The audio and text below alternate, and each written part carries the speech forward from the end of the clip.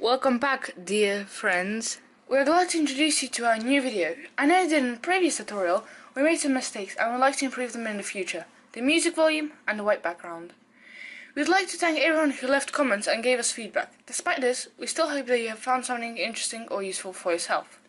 In this video, we'd like to answer the most common questions and give you a few ideas for your next projects. Because we have a lot of questions, we selected the most asked questions and we're going to try to answer them in the best way. Also, we will give you more ideas to create. The first most common question was, how hard is the material? In my personal opinion, it depends on the thickness, the shape and the components of the mass that you have added into it. The question is easier to answer if you look at it from several perspectives. For example, this may initially depend on the material you are using. The more paper, the fewer additives, the stronger and more stable the material will be after drying. Pros, it does not give much shrinkage while drying. Cons, the material will be rough to touch.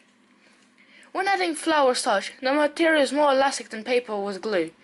This will be especially noticeable if you make a product with a thickness of more than 1 centimeter. Pros, the material is smoother and more comfortable in modeling, well suited for decoration or small parts. Cons, it shrinks. In some cases, a very wet material can give away a wavy surface when dried. If done properly, the mass should be relatively strong, a bit like card. As you can see, in this video we are showing you a few examples with slightly different thicknesses and shape. Depending on the thickness of the paper clay, the durability and strength of it will change. Thinner walls will be brittle like card, but if you make it thick, it will become stone-like. Think about the shape of your construction. The flat surface will always be weaker compared to a three-dimensional shape. Another thing I would like to mention is that if you have accidentally broken your item and you want to restore it, all you need to do is add PVA glue. Smear the cracks with a thick layer of PVA glue and stick it together. You should leave it for 6 to 9 hours to dry under pressure. The cracks will be seen, but the item will be strong enough to continue your work. The next most common question was, which glue should be used for the paper mass? We recommend you use PVA glue, which is generally meant to be used for paper and wooden surfaces. However, I would say that there are no restrictions. You can use any glue which suits you with a viscous, adhesive consistency. In one embodiment, we prepared glue from potato starch and we are showing you an example where we used only paper mass, potato starch and a spoon of salt. We'll also like to see how it works when it looks at the dried stage. We'll mix two ingredients on the same principle as indicated in the first video. To accelerate the mixing process, we used a blender. The mass was applied on the top of the surface to see how much shrinkage it would give and how hard it will be to remove in the end. Tip: make thin layers which help you dry it quicker. Then applying the thin layer will gradually give you less shrinkage and time to add some correction or more time to work with the details. So in a scenario when you need a thick layer, you need to separate it in a few stages, put one layer after another, and then only put the other one when it has dried out.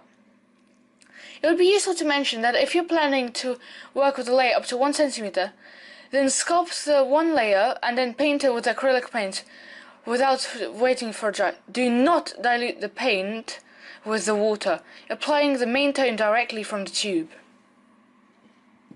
To our surprise, we had received a lighter mass than with the PVA glue when dried, and with a consistency more like a sponge.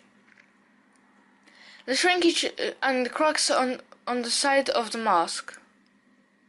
The mask was easily removed from the base and is great to use for objects like masks. The dried small ball looks hard but is deformed under pressure and leaves marks. The flat plate is more flexible than paper with corn flour and is also deformed under pressure and leaves marks.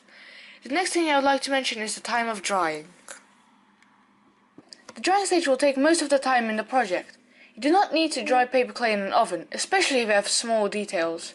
Usually the paper clay that is dried in an oven will crack and come out with a deformation.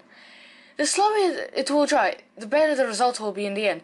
The process of drying will take a long time, up to 2 or 3 weeks, but if you have dried it in a well-ventilated area, it might take less time to dry. The next most common question was, do you need to smear the moulding and does the material stick to paper tape? If you decide to use some form to duplicate, you do not need to cover the surface with some extra materials. It works good with glass, silicone or plastic. Other materials will need to be checked before you start. planning your work. Because some materials have a good adhesive surface for the PVA glue, for instance paper, wood, fabrics or something else which we do not yet know, dried mass will come out easily because of small shrinkage, which we had from flour. If you are making paper clay only with PVA glue and paper, then the shrinkage will be at a minimal, and then removing the dried mass and it will be slightly tougher. The same might happen if you cover any foam on the top of your paper clay. In our upcoming videos, watch how to make home glue for the paper mass and how to protect the paper from water and moisture. Thank you for watching our video. Please subscribe, leave comments and leave a like.